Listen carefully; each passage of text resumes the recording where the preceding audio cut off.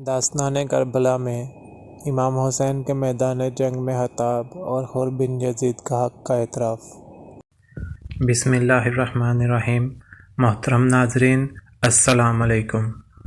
ابن زیاد کو کوفہ پر اس لیے حاکم مقرر کیا گیا کہ وہ امام حسین کے مقابلہ میں سہل سمجھا جاتا تھا۔ جب اس کو امام حسین علیہ السلام کی روانگی کی اطلاع ملی تو اس نے اپنی پولیس کے افسر حسین بن نمیر کو آگے بھیجا کہ قادسیہ پہنچ کر مقابلہ کی تیاری کرے۔ امام حسین جب مقام ہاجر پر پہنچے تو اہل کوفہ کے نام ایک خط لکھ کر قیس بن مسہر کے ہاتھ روانہ کیا۔ خط میں اپنے آنے کی اطلاع اور جس کام کے لیے ان کو اہل کوفہ نے بلایا تھا اس میں پوری کوشش کرنے کی ہدایت کی۔ قیس جب یہ خط لے کر قادسیہ تک پہنچے تو یہاں ابن زیاد کی پولیس کے انتظامات تھے۔ ان کو گرفتار کر کے ابن زیاد کے پاس بھیج دیا گیا۔ ابن زیاد نے ان کو حکم دیا کہ قصر عمارت کی چھت پر چڑھ کر معاذ اللہ امام حسین پر لعن طعن کریں۔ قیس چھت پر چڑھ گئے اور اللہ تعالیٰ کی حمد و ثنا کے بعد بآواز بلند کہا: اے اہل کوفہ، حسین بن علی حضرت رسول کریم صلی اللہ علیہ وآلہ وسلم کی صاحبزادی فاطمہ کے صاحبزادے ہیں اور اس وقت خلق اللہ میں سب سے بہتر ہیں۔ میں تمہاری طرف ان کا بھیجا ہوا قاصد ہوں۔ وہ مقام ہاجر تک پہنچ چکے ہیں، تم ان کا استقبال کرو۔ اس کے بعد ابن زیاد کو برا بھلا کہا اور امام علی علیہ السلام کے لیے دعائے مغفرت کی۔ ابن زیاد ان کی دلیری اور جان بازی پر حیران رہ گیا۔ حکم دیا کہ ان کو قصر کی بلندی سے نیچے پھینک دیا جائے۔ ظالموں نے اس کے حکم کی تعمیل کی اور قیس نیچے گر کر شہید ہو گئے۔ جب امام کا قافلہ مقام عقبہ پر پہنچا تو ایک عرب ملے اور کہا کہ میں آپ کو خدا کی قسم دیتا ہوں کہ آپ لوٹ جائیں۔ آپ نیزو بالوں اور تلواروں کی طرف جا رہے ہیں۔ جن لوگوں نے آپ کو بلایا ہے اگر وہ خود اپنے دشمنوں سے نپٹتے اور ان کو اپنے شہر سے نکال کر آپ کو بلاتے تو وہاں جانا ایک صحیح رائے ہوتی، لیکن اس حال میں کسی طرح آپ کا جانا مناسب نہیں۔ امام حسین علیہ السلام نے فرمایا کہ تم جو کہہ رہے ہو مجھ پر پوشیدہ نہیں، لیکن تقدیر الہی پر کوئی غالب نہیں آ سکتا۔ امام حسین اور ان کے ساتھی چل رہے تھے کہ دوپہر کے وقت دور سے کچھ چیزیں حرکت کرتی نظر آئیں۔ غور کرنے پر معلوم ہوا کہ کچھ گھوڑا سوار فوج آ رہی ہے۔ یہ دیکھ کر امام حسین اور ان کے ساتھیوں نے ایک پہاڑی کے قریب پہنچ کر محاذ جنگ بنایا۔ یہ حضرات محاذ کی تیاری میں مصروف ہی تھے کہ گھوڑے سوار فوج حر بن یزید کی قیادت میں مقابلے پر آ گئی اور ان کے مقابلہ پر آ کر پڑاؤ ڈال دیا۔ حسین بن نمیر نے حر بن یزید کی سربراہی میں یہ لشکر بھیجا تھا۔ یہ اور اس کا لشکر آ کر امام حسین کے مقابل ٹھہر گئے یہاں تک کہ ظہر کی نماز کا وقت آ گیا۔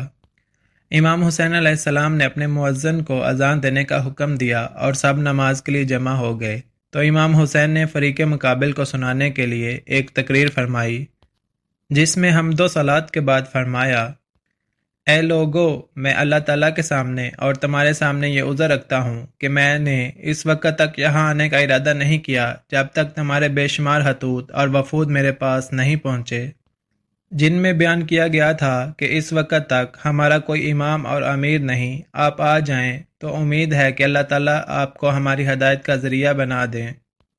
میں تمہارے بلانے پر آ گیا۔ اب اگر تم اپنے وعدوں اور عہدوں پر قائم ہو تو میں تمہارے شہر کوفہ میں جاتا ہوں، اور اگر اب تمہاری رائے بدل گئی ہے اور میرا آنا تمہیں ناگوار ہے تو میں جہاں سے آیا تھا وہیں واپس چلا جاتا ہوں۔ تقریر سن کر سب خاموش رہے اور امام حسین نے اپنے مؤذن کو اقامت کا حکم دے دیا اور امام حسین نے نماز پڑھائی اور دوسرا خطبہ دیا۔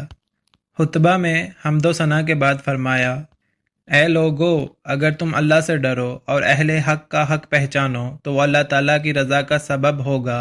ہم اہل بیت اس خلافت کے لیے ان لوگوں سے زیادہ حقدار ہیں جو حق کے خلاف اس کا دعویٰ کرتے ہیں اور تم پر ظلم و جبر کی حکومت کرتے ہیں، اور اگر تم ہمیں ناپسند کرتے ہو اور ہمارے حق سے جاہل ہو اور اب تمہاری رائے وہ نہیں رہی جو تمہارے خطوط میں لکھی تھی اور تمہارے قاصدوں نے مجھ تک پہنچائی تھی تو میں لوٹ جاتا ہوں۔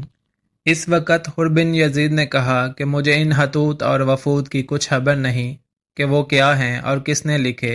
امام حسین نے 2 تھیلے خطوط سے بھرے ہوئے نکالے اور ان کو ان لوگوں کے سامنے انڈیل دیا۔ حر نے کہا کہ بہرحال ہم ان خطوط کے لکھنے والے نہیں ہیں۔ اور ہمیں امیر کی طرف سے یہ حکم ملا ہے کہ ہم آپ کو اس وقت تک نہ چھوڑیں جب تک ابن زیاد کے پاس کوفہ نہ پہنچا دیں۔ امام حسین علیہ السلام نے مدیب اور قادسیہ کے راستے سے بائیں جانب چلنا شروع کر دیا اور حر اپنے لشکر لیے ساتھ چلتا رہا۔ اسی اثنا میں امام حسین تیسرا خطبہ دیا جس میں حمد و ثنا کے بعد فرمایا، اے لوگو، رسول اللہ نے فرمایا ہے، جو شخص کسی ایسے بادشاہ کو دیکھے جو اللہ کے حرام کو حلال سمجھے اور اللہ کے عہد کو توڑ دے، سنت رسول اللہ صلی اللہ علیہ وآلہ وسلم کی مخالفت کرے، اللہ کے بندوں کے ساتھ گناہ اور ظلم و عدوان کا معاملہ کرے، اور جو شخص اس کے ایسے افعال و اعمال دیکھنے کے باوجود کسی قول یا فعل سے اس کی مخالفت نہ کرے تو اللہ تعالیٰ کے ذمہ ہے کہ اس کو بھی اسی ظالم بادشاہ کے ساتھ اسی کے مقام دوزخ میں پہنچا دے۔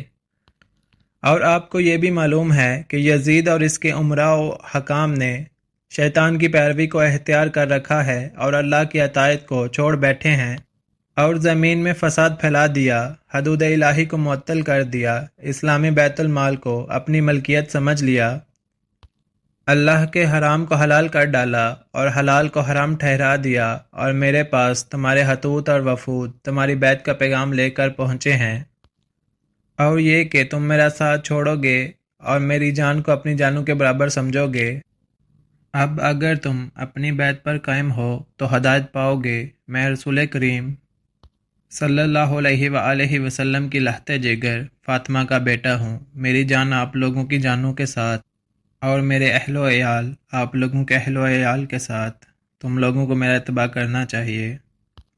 اور اگر تم ایسا نہیں کرتے بلکہ میری بیعت کو توڑتے ہو اور اپنے عہد سے پھر جاتے ہو تو تم لوگوں سے کچھ بعید نہیں، کیونکہ یہی کام تم میرے باپ علی اور بھائی حسن اور چچا زاد بھائی مسلم بن عقیل کے ساتھ کر چکے ہو، سو تم نے خود اپنی آخرت کا حصہ ضائع کر دیا اور اپنے حق میں ظلم کیا، اور جو شخص بیعت کر کے توڑتا ہے وہ اپنا نقصان کرتا ہے، اور قریب ہے کہ اللہ تعالیٰ مجھے تم سے مستغنا فرما دیں۔ والسلام۔ حر بن یزید نے خطبہ سن کر کہا، بے شک آپ حق پر ہیں، اور میں آپ کو اپنی جان کے بارے میں خدا کی قسم دیتا ہوں، کیونکہ میں یقین کے ساتھ جانتا ہوں کہ اگر آپ قتال کریں گے تو قتل کیے جائیں گے۔ امام حسین علیہ السلام نے فرمایا، کیا تم مجھ کو موت سے ڈرانا چاہتے ہو؟ جو میں کہہ رہا ہوں اس پر توجہ نہیں دیتے۔ حر بن یزید کچھ تو پہلے سے اہل بیت کا احترام دل میں رکھتے تھے اور کچھ خطبوں سے متاثر ہو رہے تھے، تو خود کو امام سے الگ کر لیا۔